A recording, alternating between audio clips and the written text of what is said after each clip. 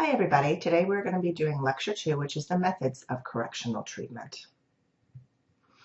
So first we'll talk about punishment, then rehabilitation, therapeutic communities, boot camps, cognitive behavioral treatments, and we'll conclude with the discussion of how medications are used in the treatment of offenders.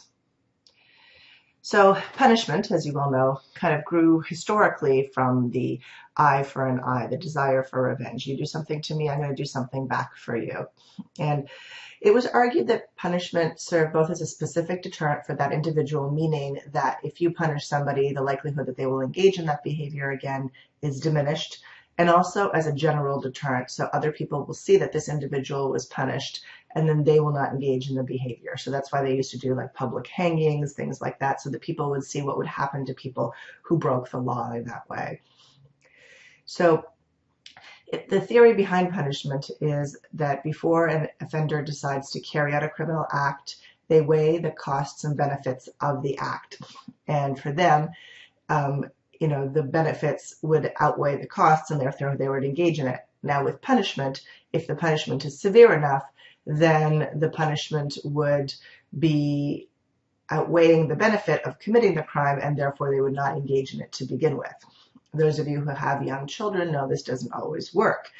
We know that that people don't necessarily have the forethought to actually cognitively weigh out these costs and benefits. There are things like impulsivity that kind of contribute. But historically, Bentham, who is one of the people who first kind of developed the prison model in 1780, he felt that, kind of akin to the cost and benefit analysis was the pleasure-pain principle. So how much pleasure would they get out of committing the crime versus how much pain? And if the pain outweighed the pleasure, therefore they would not engage in the behavior. So does punishment work? Well, I am a behaviorist, and punishment initially does work to decrease some behaviors, but it's not a way to teach people new skills. You don't teach them any positive behaviors, so you might decrease some behaviors, but you don't necessarily increase positive behaviors. So there was kind of a cultural zeitgeist, meaning a changing of the times regarding punishment. So towards the end of the 20th century, which was kind of like the 1970s, 80s, 90s, we had, as we discussed last lecture, the discussion on the rehabilitation, where we kind of concluded that some things work. That was also the same time where we had all the pornography shops in Times Square. Crime was rampant in New York City, and that's when there was like a movement to get tough on crime. It was the Reagan era and the causes of crime. It's also the war on drugs kind of started at that point, and that's when we came up with kind of incapacitation, meaning that prison works and 3 strikes and you're out. So we had at that point some relatively minor offenders who were now serving very long sentences for relatively minor offenses, and we were kind of taking them out of society.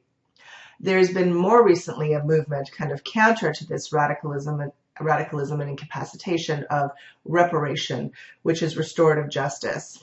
We're going to be talking about that in the next lecture, but that's really the emphasis on the victim in the community and the individual kind of making amends. So you can see that as always, we are a country and a culture divided. Some people think that, being tough on crime is the answer, whereas other people believe more in, reparation and rehabilitation. So here you can kind of see, this is just kind of what do Americans prefer in terms of their types of treatments, punishment versus rehabilitation. So it's pretty much equal. About a third of Americans think that it's good to punish offenders. Another third kind of think that we need to do something kind of an intervention or rehabilitation, and then the others kind of balance themselves out. So we're kind of evenly split. Do we think that we should punish people, or do we think that we need to rehabilitate people? Which then makes it hard to do policy, because depending on who's in power, who's voting, the area of the country, there are different ways that we're handling the criminal justice system. One positive thing that is coming is a lot of people now are talking about criminal justice reform. they've recognized that our incarceration rates here in the U.S. are the highest in the world. Higher than any other country, higher than Russia, higher than North Korea, higher than any other country. And that's just not working for us. And we are, creating a culture of people who have been incarcerated, which then prevents them from getting jobs and different opportunities, and prevents them from growing and their families from growing. And so there are movements now for alternatives to incarceration and criminal justice reform. So I am optimistic that in the next few decades we will see changes in this. So rehabilitation, that's why we are here. That's why I am here. I believe very strongly in rehabilitation. I'm a psychologist. I believe that people are capable of change.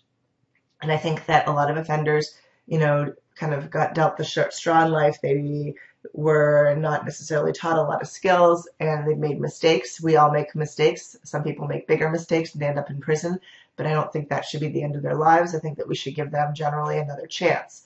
So rehabilitation is teaching offenders skills to help them successfully reintegrate back into society, because with few exceptions, the majority of offenders will go back into society, and we want to make that transition as effortless and as seamless as possible for them and for us, because the sooner we can get them as, people working in, taxpayers and things like that, the better it will be for all of us, both them and their families, but also for us as a society. So it's very costly to incarcerate an individual. And if they can become, working for themselves, supporting themselves, paying taxes, that benefits everybody.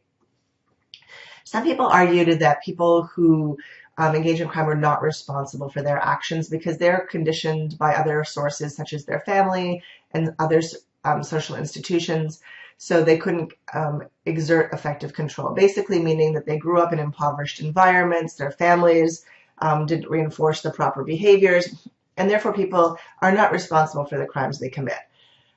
I think that is in part true, and I know that's somewhat controversial, but I do believe that every individual has responsibility for their behavior. I think some people come into life with the deck stacked against them, right? There's a lot of things that are going against them, and they have a lot of barriers to overcome. Some people do overcome those barriers, and some people do not. But what our job is as a culture and as a society is to teach those who've not been able to overcome those barriers new skills so that they now can, as adults, overcome the things that they were not able to because of the environment in which they grew up in. So what do you guys think about that? So some of the benefits of rehabilitation are that it decreases recidivism. We'll be talking a lot about that in the course of this course. People who engage in rehabilitation, the research shows that recidivism, meaning committing future crimes, is decreased. It improves people's mental health. It increases their skills. It improves their communication abilities, and it aids in readjustment upon release. So to me, those are all very positive things about rehabilitation. So traditionally, there was a lot of emphasis on training and educational programs. If you can give offenders one thing that will benefit them, it is an education. I mean, we're going to be talking about a lot of psychological interventions, but the one thing in addition to psychological interventions that is most helpful to offenders is giving them an education. And so that's the best thing that we can do for them. Back in the day, offenders used to be able to take college courses as well as kind of like GED courses while they were incarcerated, but people were quite upset about that because, as you know, college costs a lot of money. You guys have to work hard. Your parents have to work hard to pay for that. And people who've broken the law were not getting it for free, so they took a lot of the college courses away. People can still earn college credit. A lot of them now have to pay for it, but we do provide training and skills and education in the criminal justice system. We also know that putting people in prison isolates them, and if you've ever seen anything on segregation, you know that that does a lot of negative to individuals. It causes mental problems. It exacerbates existing mental problems. It causes people to have behavioral problems they didn't have before. And so, when you're taking people out of society, it's not a positive thing. And so rehabilitation kind of helps to overcome the isolation. It also leads to the individualization of sentencing. So you might commit the same crime, but there might be two different reasons why you commit it. For example, somebody robs a convenience store. One person robs it because they don't have any money, and they have starving kids at home, and they took some some food so that they could feed their children. The other is a gang member who was dared as part of his initiation to go and rob the convenience store. So it is the same crime, the same behaviors took place, but there are two different reasons behind it. And the treatment should be different because the individual who's doing it for his family, that's not an offender, that's somebody who was very desperate. The juvenile who did it as part of a gang initiation probably needs some help, getting out of the gang, learning some skills, getting involved in different activities so that his time is better managed. It also prevents institutionalization. So, with those longer sentences, the three strikes you're outlaw, people have spent the majority of their adult lives in prison. So, they come out now and there's the internet, there's social media, none of those things, there are cell phones, none of those things existed when they went into prison. So how do you adapt to a world when you don't know how to use those things? So keeping people, in the community as much as possible and teaching them these skills prevents this institutionalization. There's also a movement to keep people offenders in the community. So the majority of offenders who are incarcerated are lower level offenders, who are incarcerated for minor infractions and drug crimes. A lot of those people could be treated within the community. They could get parole or probation or some kind of custodial sentence where they wear some kind of ankle monitoring, but they are still in the community. So we see things like probation, community service orders, and drug and mental health courts. So people who've committed, we'll be talking about this when we talk more about substance abuse, but drug and mental health courts are a huge innovation, and it's basically, it takes people who have committed minor drug crimes or have mental health problems which cause their offending behavior, and it diverts them from the criminal justice system. They're then monitored by these drug courts, and they have to remain sober, and they have to go to treatment, and if they do so, they don't have to go to prison. So we'll be talking about those later on in the course. Therapeutic communities are kind of part of this rehabilitative endeavor. These are communities which are housed, they're residential programs where people go to live generally for 6 to 12 months. You can kind of think of it akin to like when you hear celebrities go to these drug treatment programs. Those are technically what we would call therapeutic communities.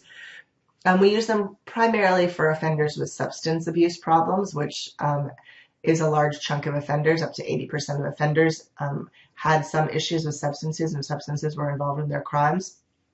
But they go into these communities where they have to stay for 6 to 12 months, and they're custodial sentences, meaning they don't have the ability to leave, at least at the initial parts of it.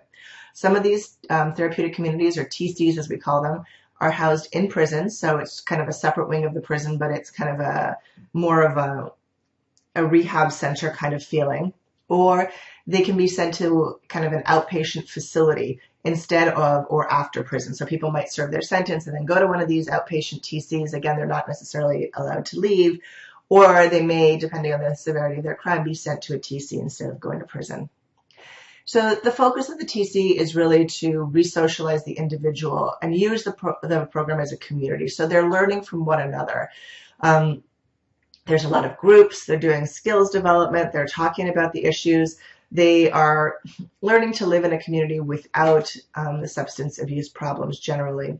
And so they view addiction in the context of an individual's social and psychological deficits, and that's what they work on. So people go for individual and group psychotherapy, as well as therapy related specifically to their substance use issues. And so there's a lot of groups going on. Some of the videos that you'll be viewing this week kind of talk about the TCs, and you'll see some examples.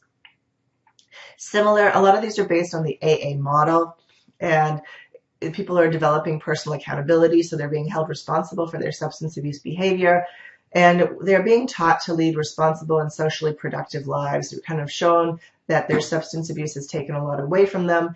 Some of them offer skills building, and they work to kind of re-socialize these individuals back into the community. So the treatment is highly structured and can be confrontational at times, similar to the AA model. That's somewhat controversial. As a behaviorist, again, I don't believe in confrontation. I think that people need to change from within, and that you kind of create dynamics where they recognize how their behavior is not congruent with what they want to accomplish, rather than confronting people. Those of you who have read, I believe it's called A Million Little Pieces, That individual was in a TC, and he describes what it was like, and it was very confrontational. Some of them have people, cleaning toilets. They get up at certain hours, things like that. Those things, we don't have a dismantling study where we break the treatment apart, so we don't know how important those things are. From my perspective as a psychologist, I don't think those things are really important. I think structure helps, and it's good to have a routine, but making people do menial tasks, unless it's just part of keeping the community, to me doesn't serve any particular benefit. But a big focus is on adopting new and more harmonious and constructive ways to interact with others. So they're now part of this community, and they have to get along. They have to use their communication skills. They have to talk about when they have difficulties with one another. And many of these TCs are actually quite comprehensive. You can imagine if you're living there for 6 to 12 months, there's a lot of time on your hands. And so there's learning about different employment training, support services on site, leisure activities that they can do, because it's important to develop all those things if you want to have a successful reintegration back into the community. So people who are selected for TCs generally have more severe substance use problems. So that's the primary reason what got them incarcerated. They often have mental health problems that are co-occurring with their substance use problems. And they've also had a more lengthy criminal history, not necessarily hard crimes, but they've been in and out of prison multiple times, generally related to their substance abuse. And this is really their chance to kind of turn their lives around. And we have found evidence that these TCs can work and be modified to treat adolescents, women, those with severe mental disorders like schizophrenia, and those involved in the criminal justice system, which is what we're talking about. So you can see that the outcomes of people who have been in TCs for more than 6 months are significantly better than those who are in TCs less than 6 months, meaning that it takes a while. You can imagine if you've had a lifetime of substance use, that changing those behaviors, 1 month in rehab isn't going to change everything. So, almost double the number of people were working who spent longer in a TC. They had a fraction of the number of suicidal thoughts, about half the alcohol use problems, and half the cocaine use problems. So those are significant outcomes, and these are 5 years after treatment. So this is something that we want to think about when we're allocating resources to different types of programming and putting people in the right amount of programming. So, it might not be worthwhile for us to invest in 6-month TCs. We might think, based on this data, that we really need to have people in there for longer periods of time.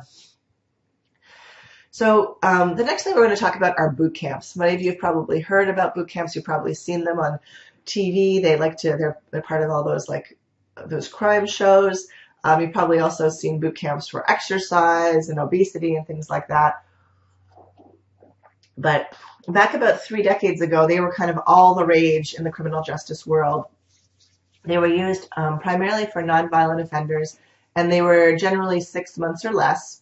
And it was based on the model of the Army, where it was very regimented, and they stressed discipline, physical training, and work. So it was kind of like the military boot camp that people go into before joining the military.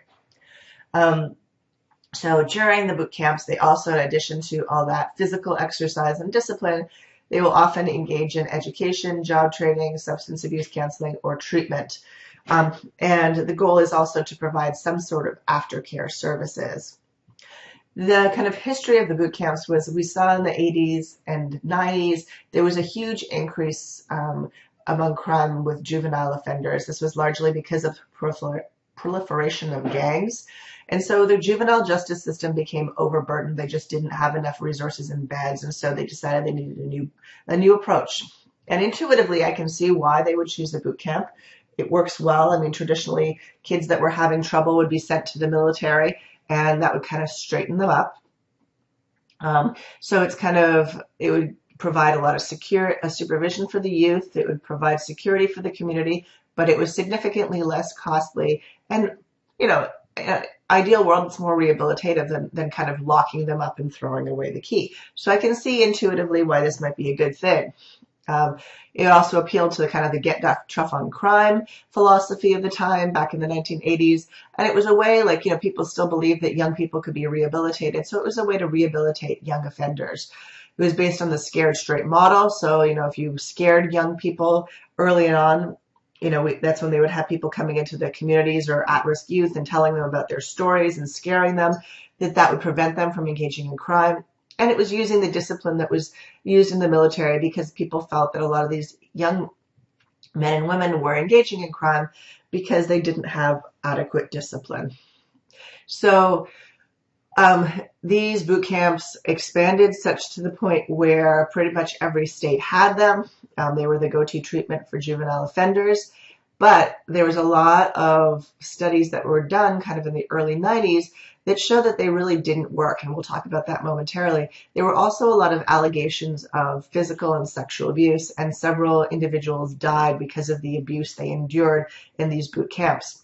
Part of the problem is in the military, you have people who are military who are running them. These boot camps were run by people who were hired to do them. They are not people who had military training.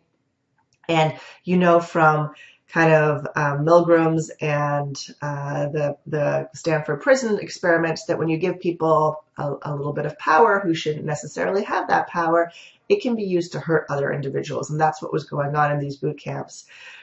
As early as 1993, the General Accounting Office concluded that boot camp graduates had the same rate of recidivism as offenders on parole after being at a camp for 2 years. So basically, whether they got the intervention or not, they didn't have any differences in parole. Other studies of camps in Florida, Ohio, Colorado, and Alabama also noted no improvement in recidivism. One Florida study found that they actually recidivated at higher or slightly higher rates than people who did not go to boot camps. So not only were the boot camps not working, but in certain cases they were actually making the kids worse, and they were then there were also all these allegations of abuse. And so the Koch Institute in the late 90s concluded that boot camps have not been shown to reduce recidivism or deter crime. They found that recidivism rates were actually higher than those in traditional correctional facilities. And the DOJ, the Department of Justice, concluded that boot camps were not only ineffective, but harmful. And as is the case with our criminal justice system, they got this information, and what did they do? They continued to expand boot camps. Why was that? Because boot camps cost a lot less money. Those who supported the boot camps felt like they hadn't been around long enough to really make any sound conclusions. They could be improved if they had more aftercare services, they had more intensive mental health treatment, and they had more intensive drug and alcohol treatment. And ultimately what it came down to is they don't have the beds, and it saved a lot of money. So it's $23,700 for 6 months in a juvenile facility, and it's only $16,700 for a boot camp. So if you think about the number of juveniles who are serving custodial sentences times about $6,000 to $7,000 per child or youth, that can be a lot of savings. And so ultimately it comes down to the money. The problem with the boot camps, in my opinion, and I think largely what was agreed upon, is again, these are paramilitary people who are doing a military intervention. Boot camps in the military are to prepare individuals for service in the military. So you kind of break down individuals and you want to take away their individualization so that they can work together more effectively as a group and a team. But that's not necessarily what we want to do for juvenile offenders. Boot camps in the military are followed by the military versus here where you kind of just send them back to their chaotic home environments. So they're really, they're teaching them aggression and violence because that's what's being modeled to them, and then they're sending them back to their communities. And so that's why we're likely seeing higher levels of aggression. Now, the majority of the treatments that we're going to be talking about, and if you remember from our R&R model, cognitive behavioral interventions were the ones that were being recommended, and that's what you're going to learn about today. And if you go on to study psychology or psychotherapy, you're probably going to learn a lot about cognitive behavioral therapies. So what are cognitive behavioral therapies? So they're based on the principle that our thoughts influence our emotions and our behaviors.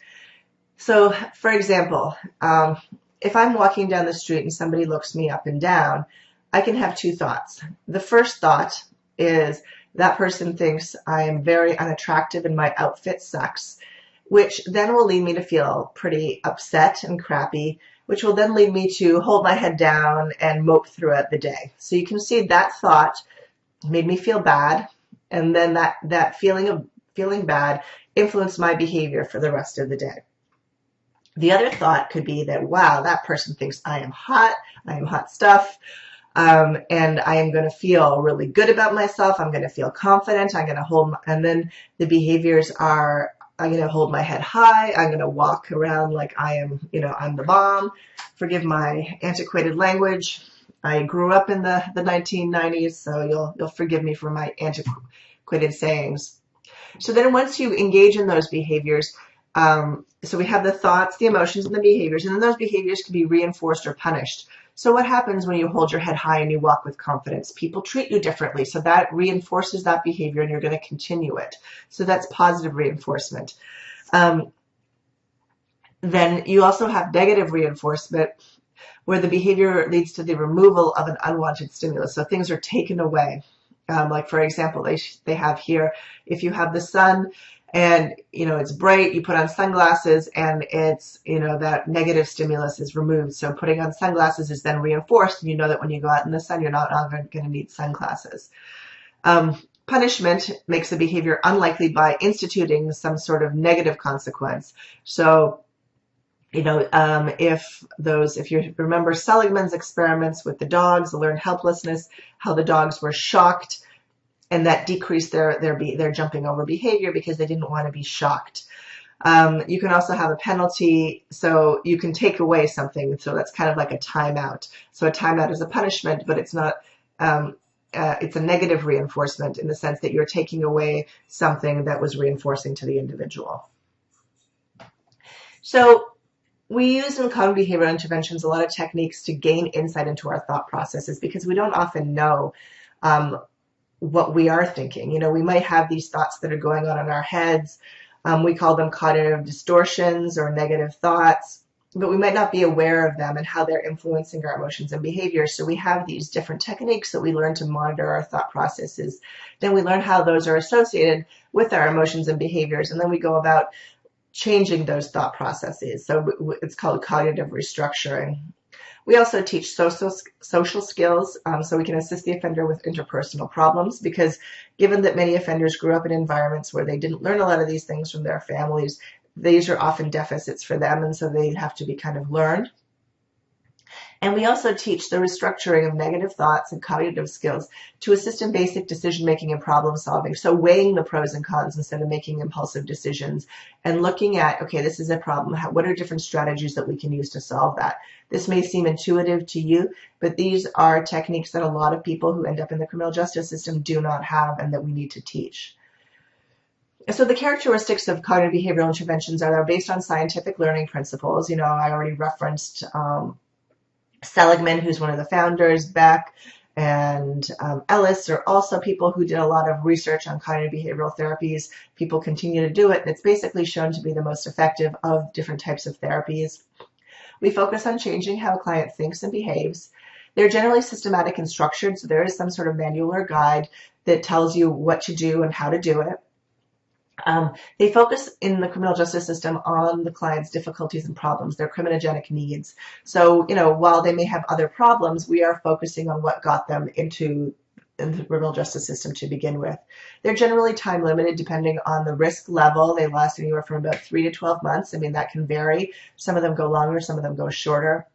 We often use the Socratic method, which is, as I mentioned earlier, where you have the individual come up with their own response. So, like, I may know that the individual started drinking because they felt that they had low self-esteem because their father was always putting them down, but they may not have realized that yet. So it becomes most powerful when people realize things for themselves. So I use what's called the Socratic method, and that's when I ask them questions and I say, when did this start for you? How did you feel about that? How did you think that? So you ask people questions so that they start to recognize those behaviors, as well as skill building techniques. So generally, cognitive behavior is actually a relatively active treatment. So people are kind of participating. It looks a lot like school sometimes. They're developing new skills. They're doing homework. They're engaging in different types of tasks. They're reporting back. We're adapting things. And we're not just sitting and talking necessarily, but there's a lot of action that's taking place, and the clients are equally as responsible for participating in those changes. The activities that we do within a criminal justice system environment relate directly to the client's difficulties And one of the key things about people who use cognitive behavioral interventions is that we conduct outcome research, and this is going to be part of what you're going to be learning in this class and what you're going to be doing for your final assignment, is developing outcome strategies. So how do we know that what we're doing is effective? Like we saw with the boot camps, they weren't effective, and we need to know that in order to make decisions. So if they're not effective, why are they not effective? Is it worth saving? Is there something we can change? Or do we just kind of throw it all out and start from scratch? So, cognitive behavioral therapy is used across the board, but some of the more popular programs are sex offender treatment, anger management, treatment of violent offenders, and substance abuse treatment. And we're going to go into a lot of these as the course progresses. The last and final thing we're going to talk about is the use of medication in the treatment of offenders. We'll talk about deinstitutionalization a lot more, and you've probably talked about it in previous classes, but, historically over the last, 6-7 decades, there's been what's called deinstitutionalization, so that the number of people in mental health facilities, the number of beds has been decreased, and as a consequence of the number of mental health beds decreasing, we were seeing a significant uptake in the number of individuals involved in the criminal justice system with severe psychiatric problems. So we see, the number of beds decreases in the psychiatric facilities, number of people in prison with mental health problems has increased. So you can see here in 1950, there were 592,000 mental health beds, non-prison related, in the US. In 2016, there are 37,000. It is not that we now have fewer people with mental illness, we just have fewer resources for them. Now, back in the 1950s, if you saw the movie Girl Interrupted, people were often getting put in mental facilities who didn't need to be put in, people with kind of mild cases of depression. That being said, we do have a lot of people with serious mental illness, and we just now do not have the resources. That is 37,000 beds across all of the US. And we have many more people with severe and persistent mental illness who need help and who don't have access to that, who end up in our criminal justice system. So we can see that currently the number of people in the US in prison and jail with a serious mental illness are 356,000. So we have 37,000 beds in the US in mental health hospitals, and there are 356,000 people with a serious mental illness, and that's schizophrenia, bipolar disorder, or any kind of psychotic disorder. It doesn't include anxiety, things like that. So there are about 10 times the number of people in prison with mental health problems than in state mental health facilities. That is a serious issue.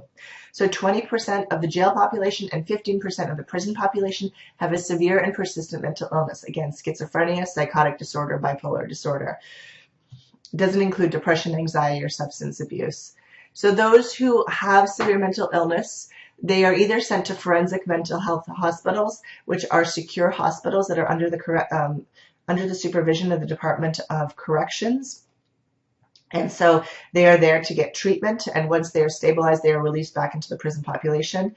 Each prison and jail has a mental health unit where people who have less severe mental health problems can be treated. And sometimes people have to be sent to mental health hospitals if there's not adequate treatment, but it doesn't happen